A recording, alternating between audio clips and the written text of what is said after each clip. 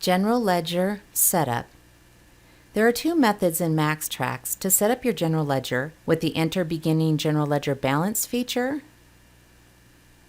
or by creating a general journal entry. Let's first take a look at a document you would typically reference for entering these GL balances, called a trial balance.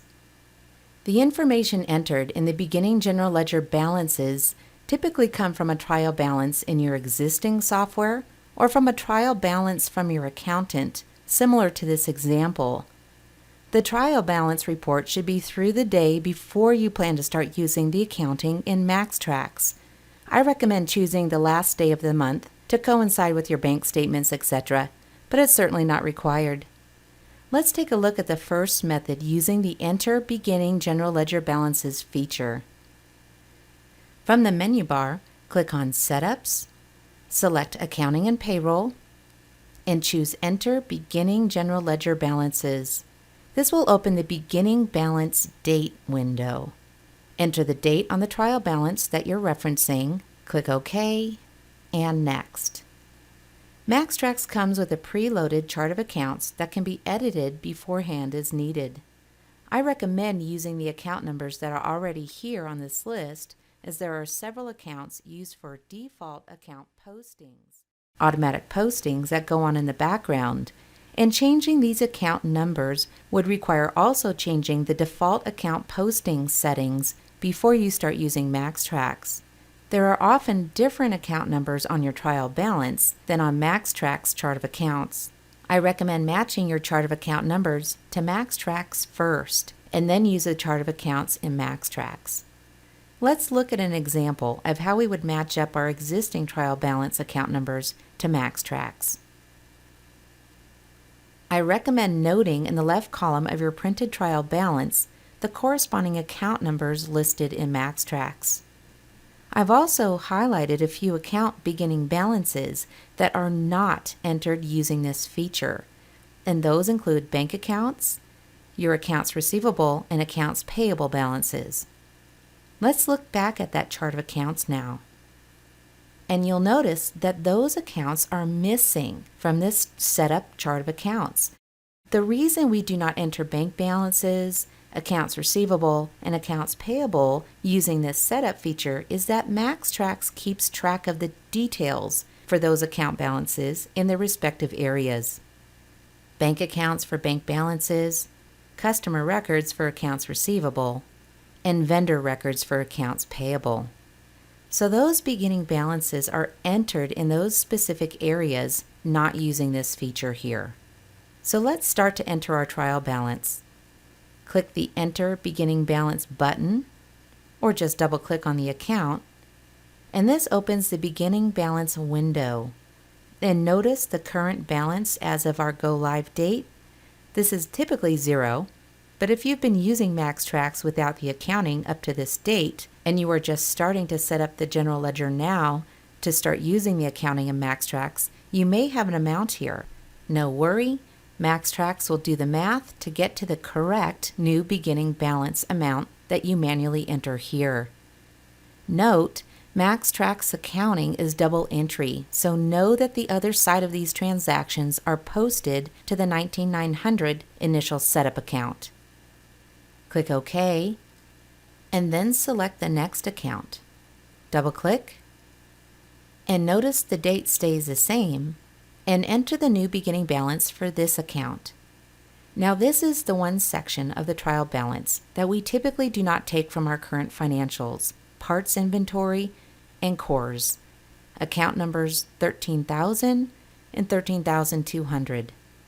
Scott Systems recommend you verify these amounts by running the inventory valuation in cores valuation reports in MaxxTraxx, available from the reports icon, and use the dollar amounts from those reports as your beginning balances to match the part record detail in MaxxTraxx. Let's close out of here, and that first entry is saved. Now let's look at where we would run those inventory valuation reports. Now your physical inventory should be one of the first things you enter in MaxxTraxx, either from a data conversion or by manual entry. Once all your parts and associated cores are entered in MaxxTraxx, run the inventory valuation in Core Valuation Reports from the Reports icon under the Inventory category and use the valuation report numbers instead of your trial balance amounts to enter on your general ledger. Now let's look at method number 2 using a general journal entry. Click on Accounting on the menu bar. Select Create General Journal Entry.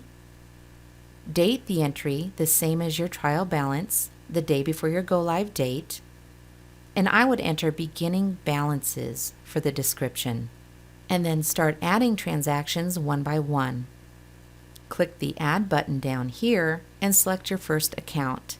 Let's say the $11,000 undeposited funds account. In most cases, you are increasing this amount. Note these radio buttons, and then click OK. Whatever dollar amount is left over once all of your beginning balances are entered, that gets posted to the 19900 System Balance Initial Setup account. And remember, bank accounts, those are accounts 11,010, 11,020, and so on. Accounts receivable, account 12,000, see it's not listed. And payables trade, 20,000, are entered through their respective areas, banking, customer records, and vendor records. And those detailed entries also get posted to the 19900 account. This is why you will have an amount left over in this journal entry, posted to the 19900 System Balance account here, to balance out those other 3 groups of entries through banking, ARs, and APs. For users who have been using MaxxTraxx, you may already have balances on your general ledger. In this case, you'll need to make the necessary adjustment to your beginning balances to account for these existing amounts on your general ledger. You may be better off using the Enter Beginning Balance feature we discussed earlier if this is the case, because this feature calculates the adjusted beginning balances for you automatically. Most shops do typically end up with an amount left over in the 19900 account, even after the detail in those 3 areas are posted. Just enter as much data as you can to set up your trial balance, and then take a printout of your trial balance to your CPA for fine-tuning of where to put any leftover dollar amount. Now, if you don't have a trial balance for reference to set up your accounting, just use method number 1 and enter a beginning balance for the accounts that you do have a beginning balance for, like cash on hand in the 11,000 account, and maybe your sales tax accrual account, that kind of thing. For a lot of shops, this is a work in progress that may take a few weeks to set up. Last thing, now if you're in the middle of doing your beginning balance journal entry and you need to take a break, just post the out of balance amount to the 19900 account and save.